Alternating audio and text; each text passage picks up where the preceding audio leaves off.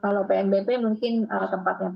Nah, jadi kami itu dari charges yang disampaikan oleh Pak Novi tadi ada namanya PJMP, pengelolaan jasa navigasi penerbangan yang nanti sebagiannya diserahkan kepada pemerintah dalam bentuk PNBP, perhubungan dan juga ke BMKG. Jadi memang tentunya dengan makin luasnya ruang udara dan makin besarnya yang dilayani oleh Indonesia dalam hal ini Yogyakarta, akan ada potensi penambahan pendapatan dan tentunya dengan pendapatan tersebut akan menambah juga PNBP yang akan diserahkan kepada pemerintah. Oke, baik. Mungkin terkait dengan kos penerbangan seperti apa mungkin bisa dijelaskan juga kepada pemirsa CNBC Indonesia. Apakah dengan Iya, adanya tadi klaim untuk wilayah udara ini sendiri akan ada perubahan terkait dengan kos layanan? kos pelayanan, jadi kalau tarif kami PJMP itu yang menetapkan adalah pemerintah. Sampai saat ini adalah masih mengacu kepada regulasi yang ada di Kementerian Perhubungan oleh Pak Novi. Sementara kalau tadi kaitkan kos penerbangan, komponen PJMP itu sangat kecil, mungkin 3-4%.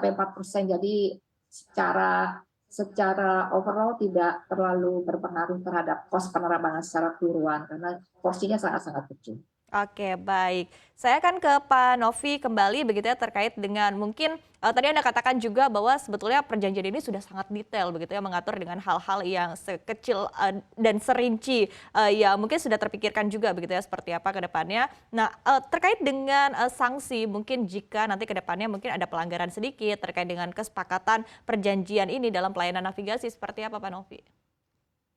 Jadi sebetulnya di dalam perjanjian juga dimuat terkait dengan apabila terjadi dispute ya.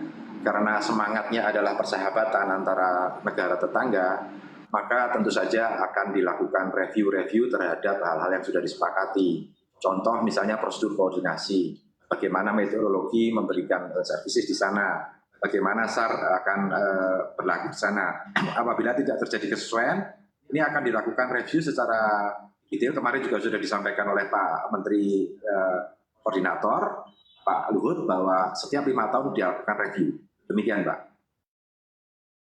Saya akan kembali lagi Pak ke tadi ya isu terkait dengan PNBP sendiri. Apakah sudah ada perhitungan-perhitungan juga Pak mungkin dari Kemenhub terkait dengan sebetulnya berapa sih potensi pendapatan negara juga dari ruang udara baru ini? Jadi kalau kita bicara dari potensi tentu saja tergantung sekali dengan traffic, Mbak ya. Untuk traffic kita lihat yang standar itu kita referensi kepada tahun 2019, potensinya sekitar 200 sampai dengan 300 miliar per tahun. Kalau trafficnya naik ya otomatis ini akan naik. Saat ini kurang lebih angkanya di sekitar 75% dari pendapatan normal yang ada. Demikian Mbak Eva. Nah, saya akan beralih ke topik lainnya, Ibu Polana. Kita ketahui juga bahwa saat ini mungkin kondisinya di sepanjang tahun 2022 ini juga cukup menantang begitu ya. Tidak hanya mungkin bagi Airnav, tapi juga bagi Kementerian Perhubungan juga. Tapi terkait dengan mungkin maskapai yang saat ini juga masih menunggak begitu ya untuk membayar layanan. Nah, ini seperti apa Ibu update-nya? Jadi kalau memang kita semua tahu pada saat pandemi semua industri suffer ya, termasuk penerbangan, apalagi penerbangan itu sangat tergantung pada traffic, di mana ada pelarangan melakukan perjalanan dan sebagainya, sehingga tentu saja trafficnya turun. Bukan hanya airline, tapi semua sektor penerbangan menderita gitu ya.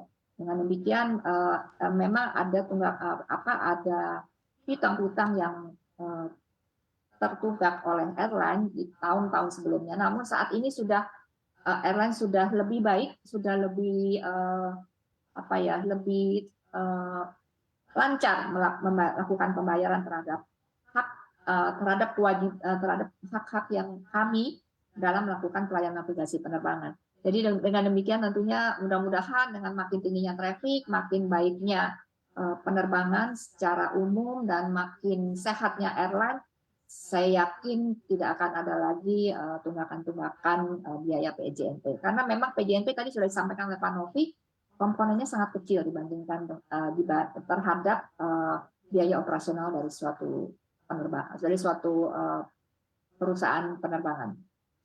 Jadi saat ini sudah cukup bagus, intinya sudah cukup bagus, dan masih walaupun masih ada contohnya Garuda memang dilakukan PKPU, namun kita sudah sepakat untuk melakukan restrukturisasi utang. Jadi demikian, barangkali secara umum memang pernah ada piutang-piutang, namun saat ini sudah makin baik. Oke, baik. Ibu Polana, kami sempat mendengar ada yang menunggak hingga 1,5 triliun rupiah. Seperti apa, Ibu? Ya itu karena di 2020, 2021 kemarin yang saya sampaikan, dan saat ini sudah piutang-piutang tersebut sudah dilakukan restrukturisasi, sehingga nanti akan membayar secara bertahap.